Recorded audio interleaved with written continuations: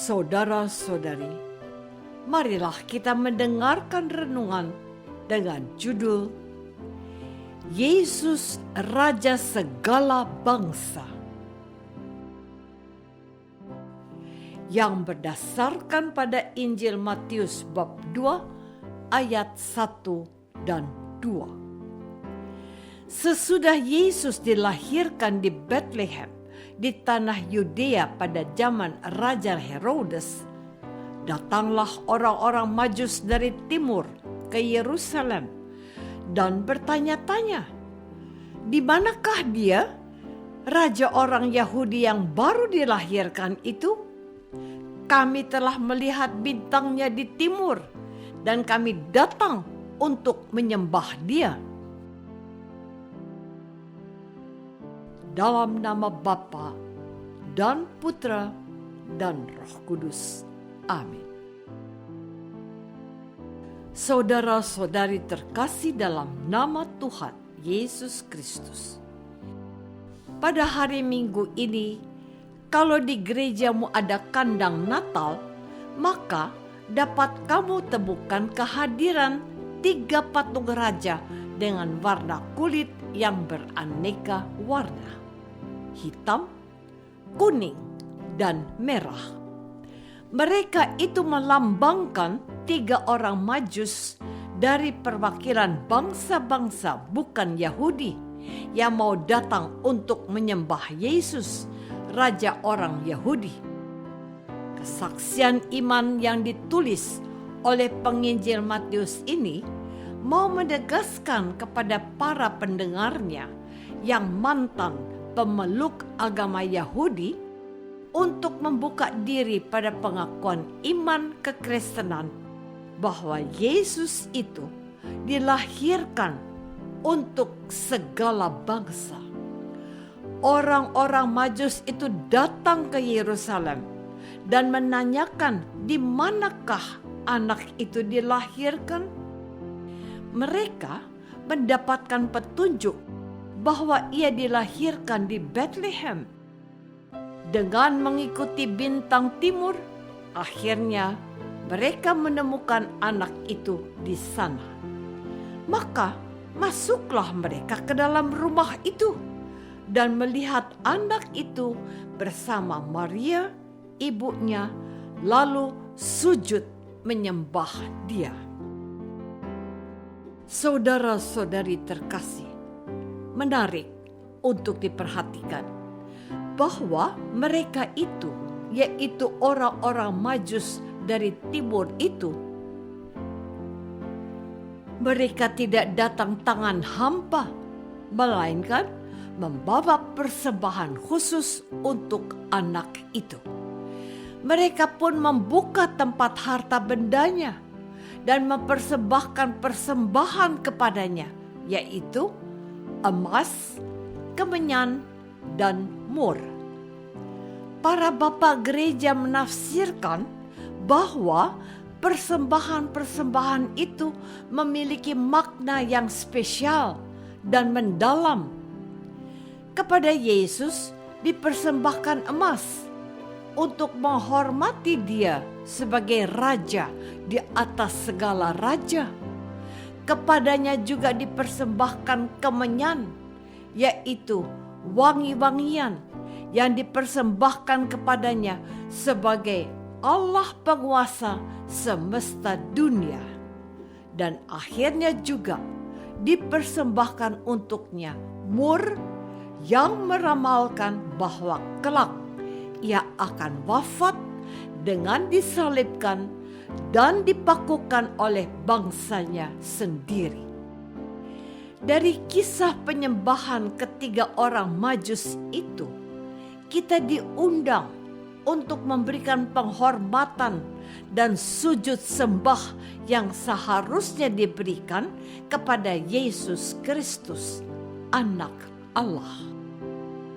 Saudara-saudari terkasih, Tuhan Yesus yang lahir di kandang Bethlehem itu telah menjadi magnet yang menarik para bangsa di seluruh dunia untuk menyembahnya sebagai Raja, Allah, dan penyelamat dunia.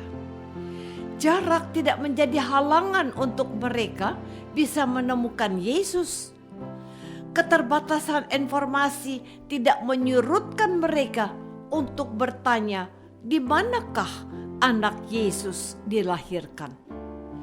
Tuhan Yesus adalah sosok yang telah mempesona mereka dan menggerakkan langkah mereka dan hati mereka untuk bertemu dengan Yesus.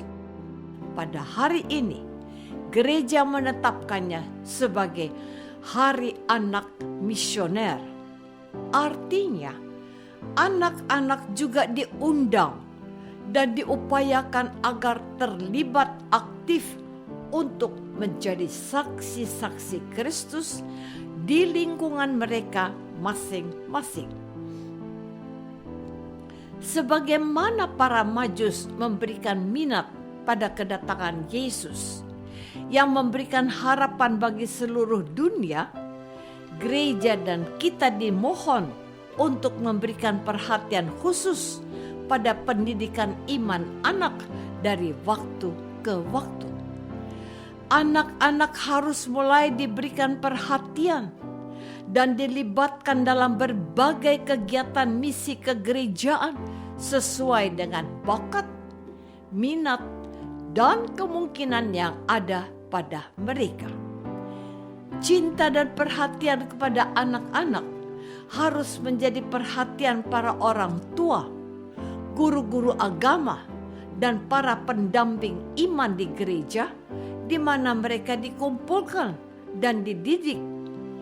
Adalah tugas semua orang untuk mendekatkan anak-anak kepada Yesus dan mencintai Yesus sejak usia dini.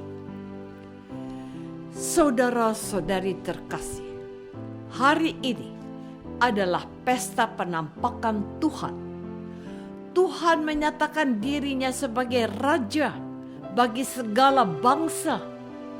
Anak Yesus, yaitu Allah yang menjadi manusia, telah menarik para bangsa untuk datang menyembah Allah.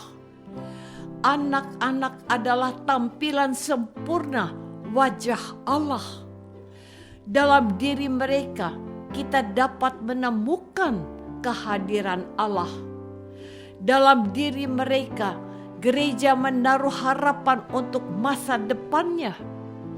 Itulah sebabnya pendidikan iman dan pendampingan iman yang terencana dan berkelanjutan harus terus-menerus diupayakan.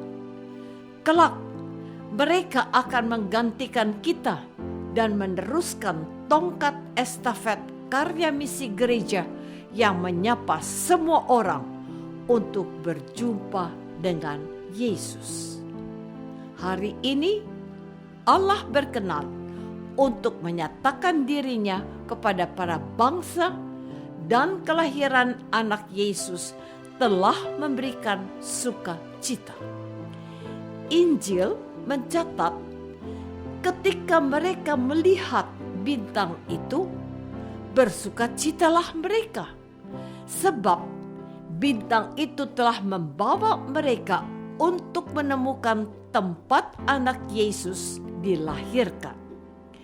Maka tugas kita adalah memberikan sukacita yang berpengharapan kepada semua orang, khususnya anak-anak, karena Yesus lahir untuk siapapun, dimanapun, dan tiada membeda-bedakan Yahudi atau bukan Yahudi, dari sekalian suku bangsa dan budaya dimanapun. Tugas kita adalah mencari dan menemukan Yesus dalam hidup kita dan mewartakannya kepada semua orang juga.